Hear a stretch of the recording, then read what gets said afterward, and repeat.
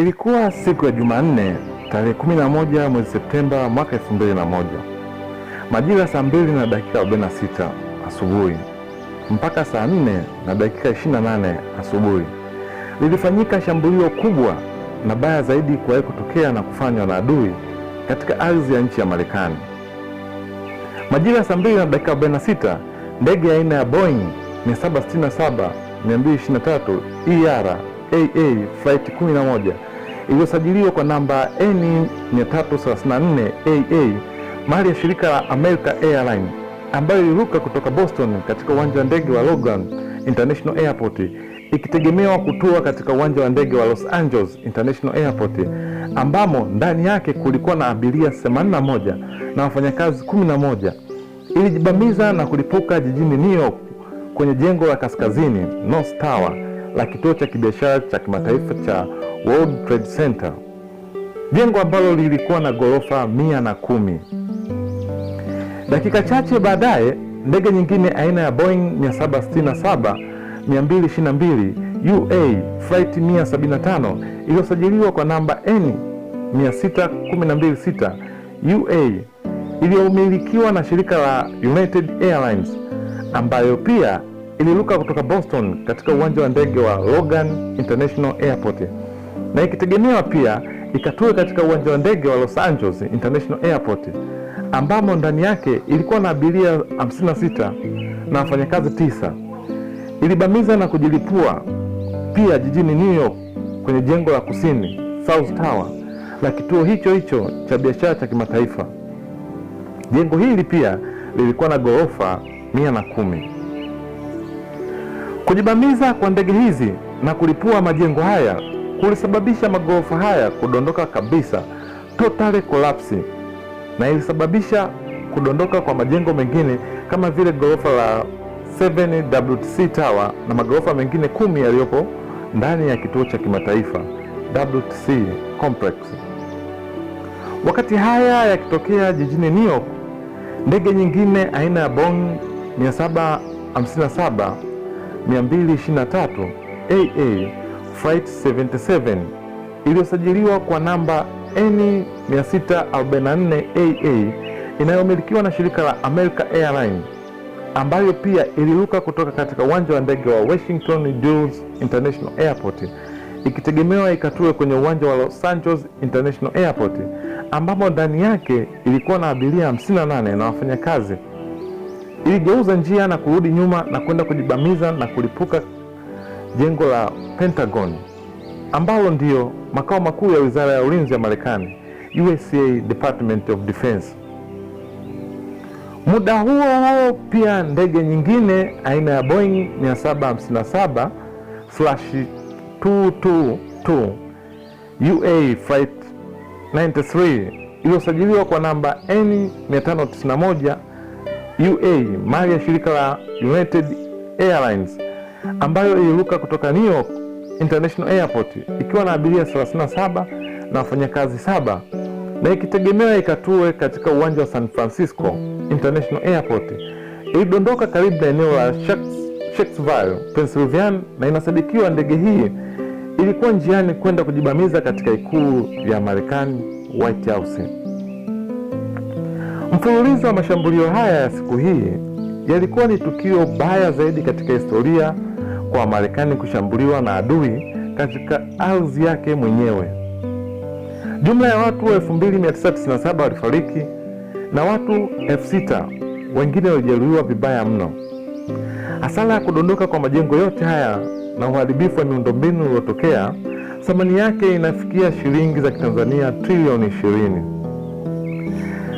Lakini tukijumlisha na hasara za mifumo, rasilimali watu, majengo, miundombinu na kitega uchumi chenyewe cha WTC, hasara hii inafikia jumla ya shilingi za Kitanzania quadrilioni 6 trilioni 6,000 za Kitanzania.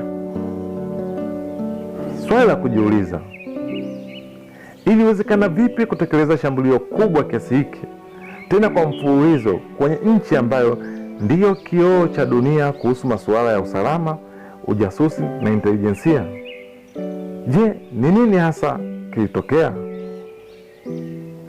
Ili kuielewa kwa uzuri zaidi suala hili, yatupasa tuangalie jinsi mpango ulivyoanza kupangwa kwa umakini na ustadi mkubwa kwa muda wa miaka 5. Yaani ndio kusema kwamba mipango ya utekelezaji wa tukio hili ilianzishwa mwaka 1996. Lakini pia kabla hatujaanza kutazama jinsi mpango na mikakati ya tukio hili ilivyopangwa, ni vyema kuangalia chimbuko la mbegu iliyochochea kuwapa hamasa watu hao kutekeleza tukio hili. Mbegu inapandwa. CIA Operation Cyclone. Mwaka 1978 yalitokea mapinduzi nchini Afghanistan yalimuweka madarakani Rais Nur Mohammad Talaki. Baada ya Rais Nur Talaki kuchukua madaraka, alianzisha urafiki na nchi ya Urusi ya kipindi hicho ambayo ilikuwa imepania kueneza ukomunisti ulimwenguni. Hii ilipelekea Disemba 5 mwaka huo 1978 Rais Talaki kusaini makubaliano ya urafiki wa miaka 25 kati ya Urusi na Afghanistan. Hii ikapelekea Rais Talaki kuanzisha sera za kikomunisti ambazo zilikuwa zikubaliki katika jamii ya Afghanistan. Mfano, Talaki akaondoa sheria iliyokuwa inaruhusu wazazi kumchagulia mchumba binti yao. Pia akaruhusu wanawake kushiriki siasa. Pamoja na hili, akaanzisha mapinduzi ya sera ya ardhi ambayo ilidhibiti kiasi cha ardhi kinachoweza kumilikiwa na familia moja. Hii ilisababisha zaidi ya ekari milioni 1.6 kupokonywa kutoka kwa familia mbalimbali na kurudishwa serikalini. Pamoja na hilo, Rais Talaki akaanzisha kampeni ya kuwafunga gerezani wapinzani wake wa kisiasa nje ya chama chake na hata ndani ya chama chake cha People's Democratic Party of Afghanistan. Inakadiriwa kwamba zaidi ya wapinzani 27,000 waliuawa kipindi cha utawala wa Rais Talaki. Hii ikapelekea Rais Talaki kuchukiwa mno ndani ya Afghanistan na mwisho akapinduliwa kutoka madarakani na rafiki yake aliitwa Hazifullah Amin.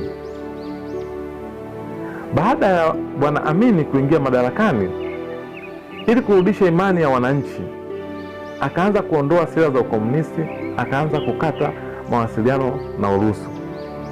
Kutokana na mahusiano ya Afghanistan na Urusi kuzorota mno, hii ikapelekea Desemba 24 mwaka 1979 majeshi ya Urusi yakaivamia Afghanistan na kumuua Rais Amin na kumweka kibaraka wao aliyeitwa Babrak Kamal.